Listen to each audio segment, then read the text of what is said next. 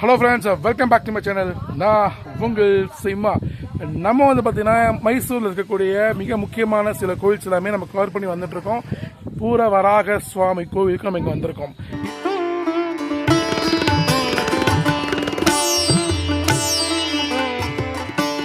இந்த கோவிலுக்கு வந்து பார்த்தீங்கன்னா நம்ம வந்து மைசூர்லேருந்து வரதா இருந்தால் ஒரு 80 கிலோமீட்டர் வரும். ஸ்ரீரங்கப்பட்டினத்துக்கு இங்கே வரதா ஒரு 60 கிலோமீட்டர் வரும்.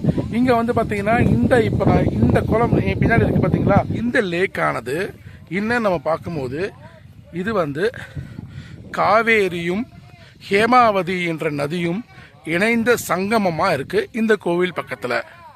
சரிங்களா? இப்போ இந்த ஏரி பற்றி நம்ம சொன்னோம். இங்கே இருக்கக்கூடிய பூர வராக சுவாமியை தரிசிக்க போகலாம். இந்த கோவில் ரொம்பவே விசேஷமான கோவில், ரொம்ப பழமை வாய்ந்த கோவில். இந்த கோவிலுடைய சிறப்புகள், இதோடைய ஸ்தல வரலாறு, இதோட கோவில் டைமிங் என்ன அப்படின்றது எல்லாமே நம்ம டீட்டெயிலாக பார்க்க போகிறோம். வாங்க பார்க்கலாம். நம்ம சேனலில் முதன்முறையாக பார்க்க வந்தாங்க நம்ம சேனல் சப்ஸ்கிரைப் பண்ணி பக்கத்துக்கு பில் அடிச்சுட்டுங்க. அப்போ தானே போகிற இஸ்லாமிய நோட்டிஃபிகேஷன்ஸ் வரும். வீடியோ ஸ்கிப் பண்ணாமல் பாருங்கள். வாங்க இந்த பூர்வராக சுவாமியை தரிசிக்க போகலாம். கோவிலுடைய பார்க்கிங் ஏரியா இதுதான். ஆனால் இந்த கார் பார்க்கிங் பேக் சைடில் பார்த்தீங்கன்னா ஏகப்பட்ட கல்லெல்லாம் கொண்டு இறக்கியிருக்காங்க. அது வேற ஒன்றும் இல்லை, கோவில் இப்போ கட்டிட்டு இருக்காங்க, அதனால அந்த கல்லெல்லாம் இங்கே வச்சுருக்காங்க. இல்லைன்னா நம்ம இப்படியே டேரெக்டாக நம்ம கோவிலுக்கு சுலபமாக போகலாம். ஆனால் இப்போ நம்ம போகிறது இந்த பக்கத்தில் ஒரு வழி இருக்குது, நம்ம இது வழியாக போகிறோம். வந்து இந்த கோவிலுக்கு நீங்கள் பூ வாங்கிட்டு போகிறதாலும் சரி, கோவிலுக்கு அர்ச்சனை பண்ணுறதாலும் சரி, இங்கே வந்து 2 பக்கமே கடைகள் இருக்குது. நீங்கள் சுவாமிக்கு அர்ச்சனைக்கு தேவையானதால் நீங்கள் வாங்கிட்டு போகலாம். ஸோ இங்கே இருக்குது ஹேமாவதியும் காவேரியும் இணைந்த சங்கமமாக இருக்கக்கூடிய இந்த ஒட்டினா போல இருக்கக்கூடிய இந்த ரோட்டில் தான் நம்ம நடந்து இந்த கோவிலை போய் தரிசிக்க போகிறோம். பூர வராக சுவாமி தரிசிக்கலாம். அங்கே பாருங்கள், பார்க்கவே இன்னும் அழகாக ரம்மியமாக இருக்குது அப்படின்ட்டு.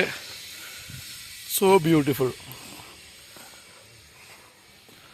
ஃப்ரெண்ட்ஸ், அர்ச்சனை பண்ணுற பூப்பழம் விற்கிற இடத்துல செங்கலுக்கு என்ன வேலைன்னு யோசிக்கிறீங்களா?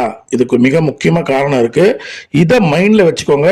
இந்த இடத்துல செங்கலும் வித்துட்டு இருக்காங்க அப்படின்னு இதை பற்றி நான் பின்னாடி சொல்கிறேன். வாவ், இங்கிருந்து பார்க்கறச்சு கோவில் ரொம்பவே அழகாக இருக்குது.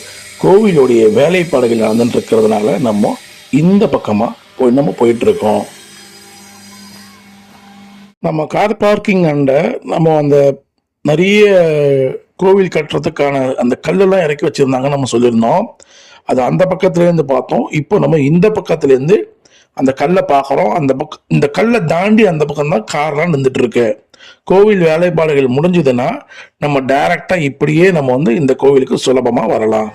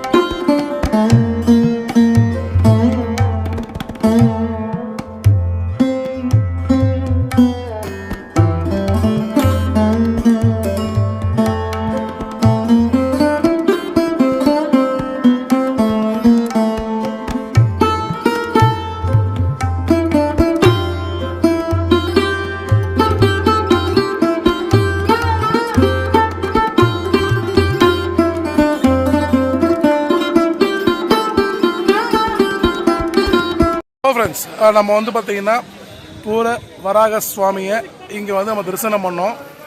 இந்த கோவிலுக்குரிய சுவாமி எப்படி இருப்பார் அப்படின்னு சொல்லிட்டு இப்போ நான் உங்களுக்கு காமிக்கிறேன்.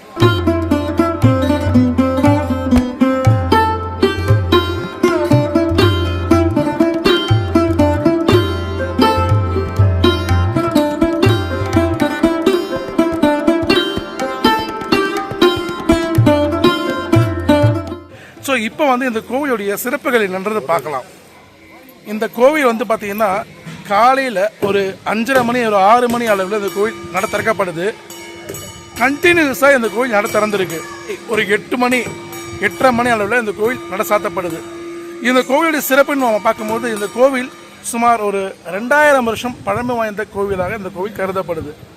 இந்த 2000 வருஷத்துக்கு முன்னாடி ஒரு இது வந்து செவி வழி செய்தி எனக்கு இங்கே இருக்கவங்க என்ன சொன்னாங்க அப்படின்னா, இது வந்து ஒரு ஃபாரினில் இருக்கிறவங்க கனவுல தோன்றி இந்த இடத்துல பூமிக்கு அடியில் நான் இருக்கிறதாகவும் சொல்லி அதன் பிற்பாடு தோண்டி பார்க்கறச்சு இங்கே சுவாமி இருக்கிறாரு அப்படின்றது எடுத்திருக்காங்க. அது வந்து பல தலைமுறைகள் மாறி, அதான் சொன்னேனே 2000 வருஷம் பழமை வாய்ந்த கோவில் சொன்னேன் இல்லையா, அது பல தலைமுறைகள் மாறி இன்னைக்கு நம்ம இங்கே பூரவராக சுவாமி தரிசனம் பண்ணுறோம். இந்த கோவிலுடைய சுவாமி பார்த்தீங்கன்னா ஹைட்டு மொத்தம் 18 அடி உயரம் கொண்ட பெருமாளாக நமக்கு காட்சியளிக்கிறாரு. இங்கே வந்து பார்த்தீங்கன்னா பூரவராக சுவாமி மடியில் லக்ஷ்மி தேவி அமர்ந்தபடியாக நமக்கு காட்சி கொடுக்குறாங்க. இந்த சிலாரூபம் வந்து பார்த்தீங்கன்னா சாலிகிராமத்தினால செய்யப்பட்ட சிலாரூபம் அப்படின்னு சொல்கிறாங்க. இந்த கோவிலுக்கு இன்னொரு சிறப்பு நம்ம பார்க்கும்போது, வீடு கட்ட முடியாதவங்க ஒரு கனவு இருக்கும், நம்ம வீடு கட்டணும்னு சொல்லிட்டு, ஆனால் அதுக்கு பல தடைகளும் பல பிரச்சனைகளும் வந்து ஏற்பட்டுக்கிட்டே இருக்கும். அது நமக்கு அமையவே அமையாது. அப்படி இருக்கிறவங்க இந்த கோவிலுக்கு வந்து, இங்கே நான் வர வழியில் இந்த பூஜை சாமான் கடையெல்லாம் காமிச்சேன், கோவிலுக்கு அர்ச்சனை பண்ணுறதை காமிச்சிருப்பேன். அந்த கடையில இருந்து நீங்கள் வந்து அங்கே செங்கல்லாம் வச்சுருந்தாங்க, அந்த செங்கலை இங்கே வாங்கிட்டு வந்து இங்கே கொடுத்து சுவாமிக்கு அர்ச்சனை பண்ணீங்க அப்படின்னா உங்களுக்கு அந்த வீடு கட்டுறதுக்கான ஒரு சந்தர்ப்பம் அமையும் அப்படின்றது ஐதீகம். உங்களுடைய கனவுகள் நினைவாகும். ஸோ உங்களால் வீடு கட்டிட்டு நீங்கள் போக முடியும் அப்படின்றது ரொம்ப ரொம்ப சிறப்பானது. ஸோ அதனால் இந்த கோவிலுக்கு வந்து அந்த வேண்டுதலை வைங்க. மற்றபடி சாதாரணமாக ஒரு திருமணம், குழந்தை பாக்கியம், இதுபோல் பல விஷயங்கள் அந்த கோவிலுக்கு நீங்கள் வந்து வேண்டிக்கலாம். ரொம்ப சிறப்பாக அந்த வேண்டுதல் நிறைவேறும். மிக முக்கியமாக வீடு பிரார்த்தனை உள்ளவரவங்க, வீடு கட்டணும்னு நினைக்கிறவங்க இந்த கோவில் வந்து வேண்டிக்கோங்க. ரொம்பவே சிறப்பாக நடைபெறும். பார்த்துக்கலாம். இல்லை இன்னொரு சன்னதி இருக்கு. அந்த கோவில் சன்னதி என்ன இருக்கு அப்படின்னு பார்க்கும்போது ஸ்ரீனிவாசர் தாயார் கோவிலோட சன்னதி இங்கே இருக்கு. ஸோ அங்கே அந்த சன்னதி மறக்காம தரிசனம் பண்ணுங்க. இதுதான் ஸ்ரீனிவாசர் சன்னதி. திருமலை திருப்பதி பெருமாளுடைய சன்னதி தான். கோவில் இங்கே கட்டிட்டு இருக்காங்க. வாங்க இந்த கட்டிட அமைப்பு எப்படி இருக்கு, எப்படி கட்டுறாங்கன்ற ஒரு கிளாஸ் பார்க்கலாம். ஸோ கோவில் கட்டிட்டு இருக்காங்க, நாங்கள் அப்படியே போகலாம்.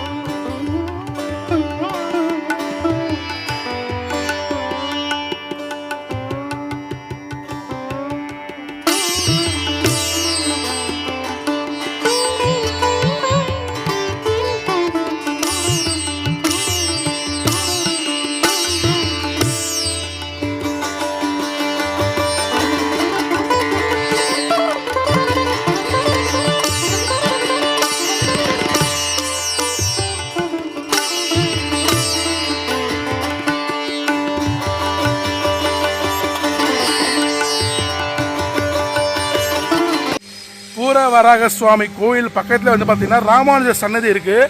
அந்த ராமானுஜரை போய் நம்ம தரிசிக்கலாம். அது மட்டும் இல்லாமல் அங்கே வந்து பார்த்தீங்கன்னா அன்னதானம் பிரசாதம் கொடுக்குறாங்க. ஸோ நீங்கள் அதையும் போயிட்டு நீங்கள் அன்னப்பிரசாதம் சாப்பிட்லாம்.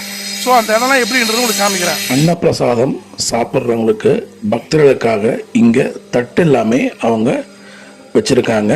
நம்ம இங்கே பிரசாதம் வாங்கிக்கணும்னா இங்கே இருக்கக்கூடிய தட்டை எடுத்துகிட்டு போயிட்டு நம்ம இங்கே பிரசாதம் வாங்கிக்கலாம்.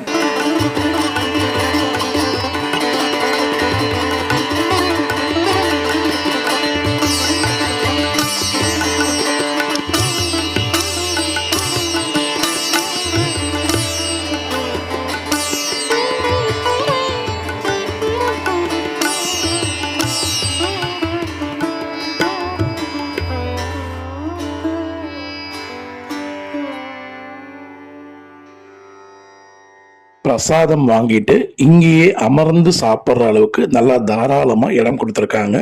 இங்கேயே நம்ம அமர்ந்து சாப்பிடலாம். ஆரம்பத்தில் சொன்ன மாதிரி ஸ்ரீரங்கப்பட்டினத்துலேருந்து ஒரு 60 கிலோமீட்டரும் மைசூர்லேருந்து கரெக்டாக ஒரு 80 கிலோமீட்டரும் இந்த அமைஞ்சிருக்கு. டைமிங்கில் பஸ் இருக்குது. ஸோ அதை நம்ம நம்பி வர முடியாது. ஸோ மற்றபடி பார்த்துக்கோங்க. கோயில் டைமிங்லாம் சொல்லியிருக்கேன். இந்த வீடியோ பிடிச்சிருக்கேன். இந்த வீடியோ பிடிச்சிருந்த லைக் அண்ட் ஷேர் பண்ணுங்கள். நம்ம சேனலில் முதல் பார்க்கலாம். சேனல் சப்ஸ்கிரைப் பண்ணி பக்கத்துக்கு பெல் சொல்லுங்கள். அப்புறம் 40 நோட்டிஃபிகேஷன் வரும். அடுத்த வாரம் பார்க்கலாம் friends. See you. Bye bye.